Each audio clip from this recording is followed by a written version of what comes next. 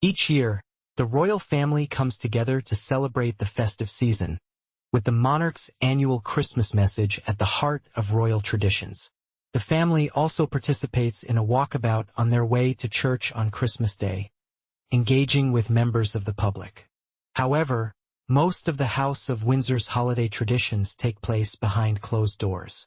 King Charles seems to be moving towards a less traditional celebration for Christmas at Sandringham Castle, especially after Prince William and Princess Catherine announced their plans.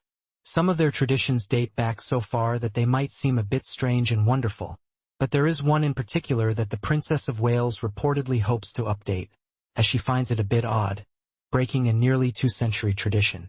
British royals' Christmas plans aren't yet set in stone, as they depend on health conditions. The royal family members are waiting to see how Charles's health holds up in the coming months before making plans. At an event last week at the Royal Albert Hall, the leader of England appeared solo without his wife, Queen Camilla, due to her chest infection.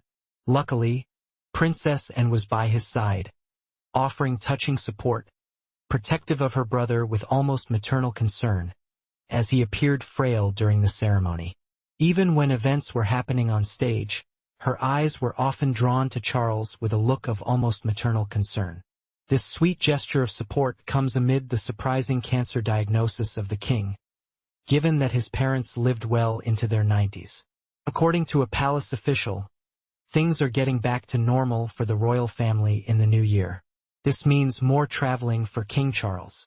The source added that the plans for 2025 were ambitious for King Charles's team as the royal tour concluded. They also mentioned it was a relief to think in those terms, subject to doctors' approval. Meanwhile, this year at Sandringham, celebrations are expected to be more relaxed and have a middle-class flavor at Anmer Hall.